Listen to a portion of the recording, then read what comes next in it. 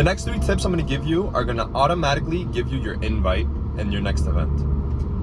Now, you need to follow these 3 rules to have an above average deck list and an above average experience at your next event.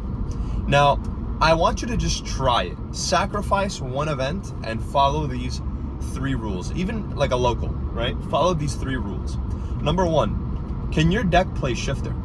If your deck can play shifter, that is a plus, right? So that's the first checklist. If you can play shifter, good, right? You're playing shifter.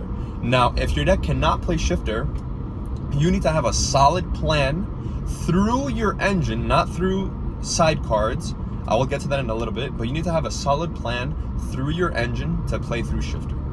For example, if you're going first, maybe your deck can go into Baguska, right? That would be a good plan, right? Through your engine, you can get into a game state where you can play through shifter. Number 2 is side. Number 2, towards the first point I'm making, is side a card for shifter.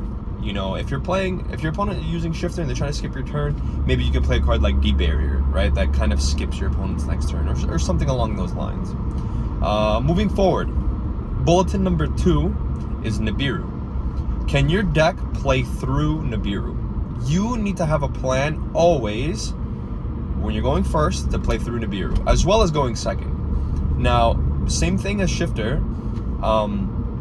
You don't have to play Nibiru, but you should always find a way to play around it. Now, that's maybe playing some back row cards in your main deck, right? Just in case like your opponent hand traps you or Nibiru's you can just like set skill drain or set a floodgate or something.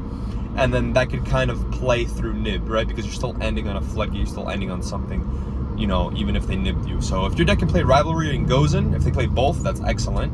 But if your deck can play Rivalry or Gozen, that's a really big plus. That's one way to play around Nibiru, right? And then again, side cards to play around Nibiru. So like maybe you'll play the spell card Monster Reborn, maybe you play Monster Reborn, maybe you play a way to extend through Nibiru, right? You'll have a plan to, either put up a negate or a way to play around Nibiru, even if they do nib you. Talent is a good one. You can play triple tactical talents or thrust. This way you can play around Nibiru. That's another way. Works really well after side decking. Now, tip number 3, the bulletin number 3, is your deck needs to have a win con in time.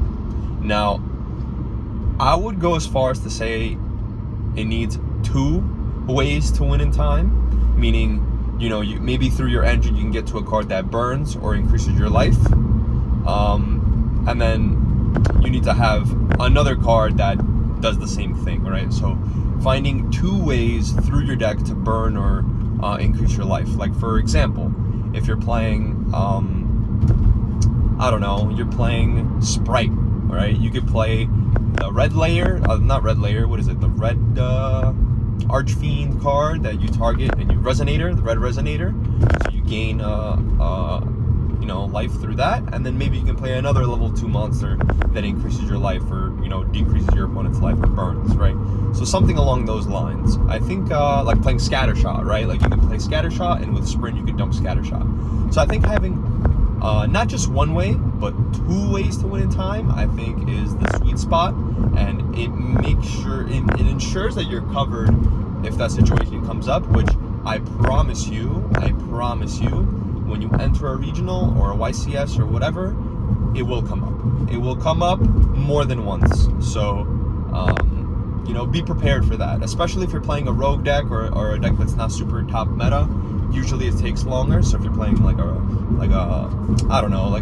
a rogue deck and your opponent doesn't really know the cards and they're reading your cards and they don't really know how to interact with you, games will just naturally take longer. So being over prepared for that scenario, which will come up multiple times per tournament, will ensure you wins that you had no business winning. So if your deck could find a deck that you like that could fit all those 3 categories, right? That can play through shifter or play shifter, can play around nib or has a plan if you get nibbed, right?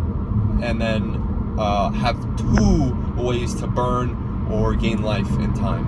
So if you follow those 3 tips, I promise you, you're gonna win way more games than you already